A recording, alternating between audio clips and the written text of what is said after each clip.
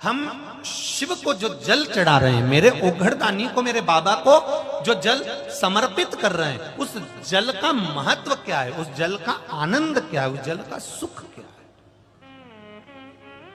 बस एक निवेदन सबसे करना चाहूंगा, जितने लोग आस्था चैनल पर सुन रहे हैं, जितने फेसबुक यूट्यूब पर सुन रहे हैं और जितने इस बैतुल की पावन धरा पर श्रवण कर रहे हैं, उनसे एक बात कहूंगा, जल चढ़ाने में छल नहीं होना चाहिए। क्या नहीं होना चाहिए? छल नहीं होना चाहिए। आप जल चढ़ाओ, देवाधिदेव महादेव को रिझाओ, और आपके भीतर कपट रखकर या बेईमानी रखकर या प्रपंच रखकर या छल रखकर या किसी को नीचा दिखाने के लिए आप ऐसा जल मत चढ़ाओ कि देवाधिदेव महादेव राज। एक प्रयास आपने भी करा होगा, कभी कभी आप किसी को शिव महापुराण का कोई उपाय बता देते हो, आप शंकर जी का कोई उपाय किसी को बता दिया, पशुपति व्रत कर ले, उससे ऐसा हो जाएगा, तो परेशानी ना कर। किसी को बता दिया ऐसा कर ले, ऐसा कर ले, तुमने 2 बार कर लिया, तुम्हारा नहीं हुआ, पर उसने करा, हो गया। कारण क्या था? उसका एक कारण था, उसने तुम्हारी बात पर विश्वास कर लिया और तुम महादेव पर विश्वास ही नहीं कर पाए। अंतर यह, बेलपत्री के वृक्ष के नीचे, एक बेलपत्री के पत्ते में,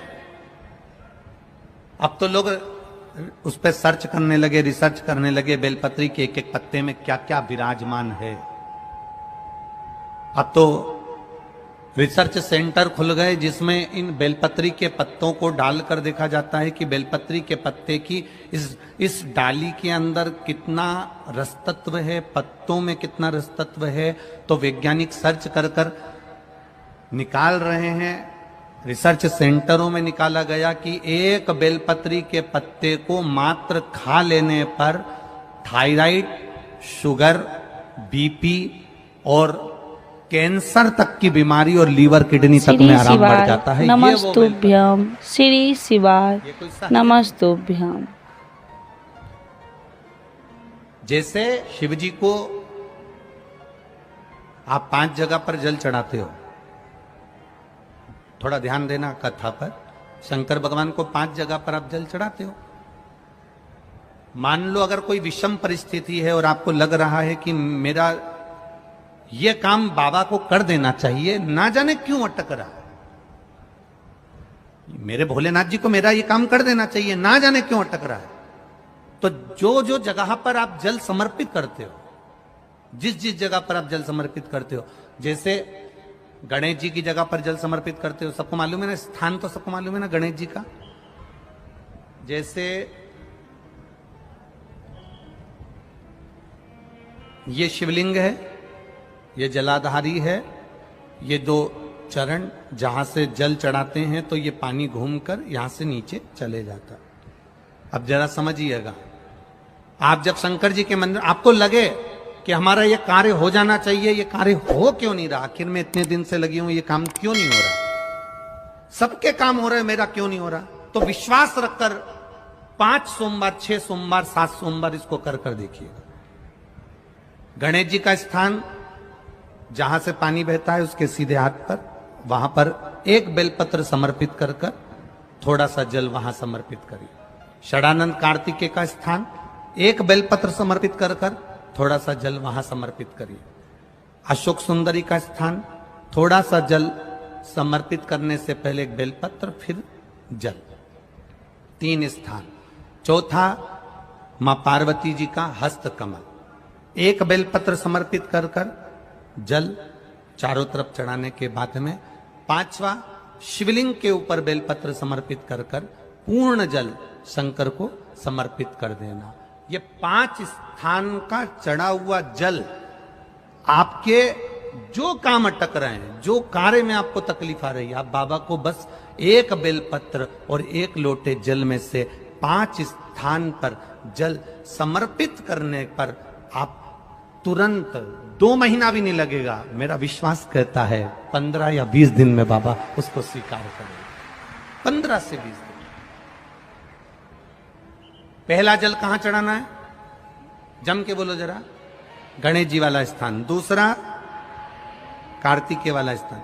अब इसको समझ लेना आप अच्छे से, हम ये नहीं कह रहे हैं कि तुम गणेश जी की मूर्ति पे चढ़ाओ, हमने ये नहीं बोला। हमने ये भी नहीं बोला कि कार्तिकेय जी की मूर्ति पे जल चढ़ाओ। हमने ये भी नहीं बोला कि माता पार्वती जी की मूर्ति पे जल चढ़ाओ। श्री शिवाय आप तो जो शिवलिंग रखा हुआ है और जो जलाधारी गोल है उस पे जो शिवलिंग रखा है, जहां से पानी बह रहा है, उसके राइट हैंड में गणेश, लेफ्ट हैंड में कार्तिकेय, बीच में अशोक सुंदरी, पार्वती जी का स्थान हस्तकमल और ये शिवलिंग। आपको गणेश जी के ऊपर जाकर जल नहीं चढ़ाना, आपको कार्तिकेय के ऊपर जाकर जल नहीं चढ़ाना, आपको देवी जी के ऊपर जल नहीं चढ़ाना, आपको तो केवल शिवलिंग की जलाधारी पर और शिवलिंग पर जल चढ़ा। पहला स्थान बोलते जाओ जम के, केवल जल नहीं, बेलपत्र फिर जल। दूसरा कार्तिकेय, तीसरा अशोक सुंदरी, चौथा अब पार्वती जी को जो तुम जल चढ़ाओगी और बेलपत्र चढ़ाओगी उसमें तुम्हारा स्मरण होना चाहिए। तुम कहां बैठी हो जल चढ़ाने के लिए, तुम्हारा ध्यान कहां है, कहां बैठकर शंकर जी को जल चढ़ाना चाहिए। आपको पहले भी कथा में कहा, जहां से जलाधारी का पानी बह रहा है इसके ठीक विपरीत जगह में आप यहां बैठ जाओ। उत्तर दिशा में पानी जाता है तो आप दक्षिण दिशा में बैठकर उत्तर की ओर मुख कर कर बाबा के, मां पार्वती जी के हस्त कमल पर बेलपत्र रखोगी, जल चढ़ाओगी और वहीं से बाबा को तुरंत आनंद के साथ में बेलपत्र चढ़ाकर जल चढ़ाओगी। भले खड़े होकर या वहां जाकर तुम यहां पर जल चढ़ा दो, परंतु उसके बाद में जब आप जल चढ़ाओगी, जब बाबा पार्वती जी को जब बेलपत्र और जल चढ़ाओगी तो आपका मुख कहां होना चाहिए, जहां से पार्वती, जहां से ये जल बहकर जा रहा हो, यहां बैठोगे तो जल जहां बहकर जा रहा है उधर की साइड तुम्हारा मुख हो जाएगा, उत्तर की साइड तुम्हारा मुख हो जाएगा और बाबा को आप जल समर्पित करो। तो पहला जल श्री शिवाय नमस्तुभ्यं, श्री शिवाय नमस्तुभ्यं। जी, तीसरा अशोक सुंदरी, चौथा माता पार्वती जी का हस्त कमल और पांचवें नंबर का जल भगवान शिव के ऊपर, अर्थात भगवान देवाधिदेव महादेव से प्रार्थना करते हुए, हृदय की बात भगवान देवाधिदेव महादेव से कहते हुए ये 5 स्थान पर चढ़ाया गया जल आपके मनवांचित फल की प्राप्ति करा देता है, आपको सुख का अनुभव करा देता है। 5 जगह पर कम से कम 5 या 7 सोमवार अवश्य चढ़ाओ। 5 जगह पर चढ़ाया गया जल, 5 स्थान पर समर्पित किया गया जल साधारण नहीं होता। हम फिर निवेदन करेंगे, 5 जगह का जल और 5 जगह करा गया प्रणाम कभी खाली नहीं जाता। पहला स्थान, अपने पिता के चरणों को जो प्रणाम करता है उसको कभी गरीबी नहीं आती। दूसरा, जो अपनी माता को प्रणाम करता है वो कभी बदनसीब नहीं होता। तीसरा, जो अपने भाई को प्रणाम करता है उसकी जिंदगी में कभी गम नहीं आता। चौथा, जो अपनी बहन को प्रणाम करता है उसका चरित्र कभी गंदा नहीं होता। और 5वां, जो अपने गुरु के चरणों को प्रणाम करता है उसकी जिंदगी में कभी कष्ट आता श्री शिवाय नमस्तुभ्यं, श्री शिवाय 5 स्थान पर नमस्तुभ्यं। चढ़ाया गया जल गणेश, कार्तिकेय, अशोक सुंदरी, मां पार्वती और शिवलिंग, 5 जगह पर चढ़ाया गया जल आपके मनवांछित फल की प्राप्ति करा देता है और 5 जगह पर करा गया प्रणाम आपके जीवन को आनंदित कर देता है। पहला पिता, दूसरी माता, तीसरा बड़ा भाई, चौथे नंबर पर अपनी बहन और 5वें नंबर पर गुरु के चरण। मंदिर से मिले हुए फूल,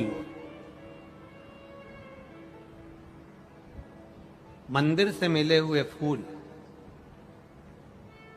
को कहां लगाना चाहिए, कहां रखना चाहिए? मंदिर से कोई पंडित जी आपको फूल दे देता है, उस फूल को सबसे पहले कहाँ लगाना चाहिए, कहाँ रखना। मंदिर गए, पंडित जी खुश हो गए, ब्राह्मण देवता प्रसन्न हो गए, उन्होंने मंदिर में से तुम्हें फूल उठाकर दे दिया। इस फूल को कहाँ लगाना चाहिए, कहाँ रखना चाहिए। शिव महापुराण में, लिंग पुराण में, पद्म पुराण में, स्कंद पुराण में पुष्प का भी वर्णन है कि मंदिर से मिला हुआ पुष्प नयनों से लगाकर, हृदय से लगाकर अपने कर्ण में लगाया जाता है, कानों में लगाया जाता है। कानों में क्यों? क्योंकि भगवान के प्रवेश का सबसे बड़ा दरवाजा यह कर्ण है, जो भगवान के प्रवेश को कराता है। आपने कथा सुनी, उसमें आपको मिला कि 1 लोटा जल चढ़ाने से यह प्राप्ति होती है। शिव अंदर गया तब तो आपने मंदिर जाना प्रारंभ किया। जन्म होता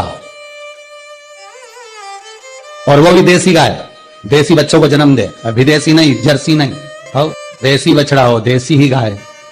महाराज श्री शिवाय नमस्तुभ्यम, श्री शिवाय नमस्तुभ्यम। जहां पर गौ माता बंद की हो, गाय अपने बछड़े को जन्म देती हो, गाय अपने बच्चिया को जन्म देती हो, उस जगह की मिट्टी बड़ी प्रबल होती है, बड़ी प्रखर।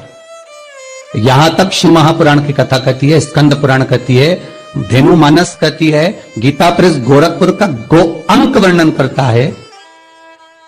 महाराज गौ माता के खुर, गौ माता के चरण जहां पर नित्य प्रति पड़ते हो, नित्य प्रति श्री शिवाय नमस्तुभ्यम, श्री शिवाय नमस्तुभ्यम।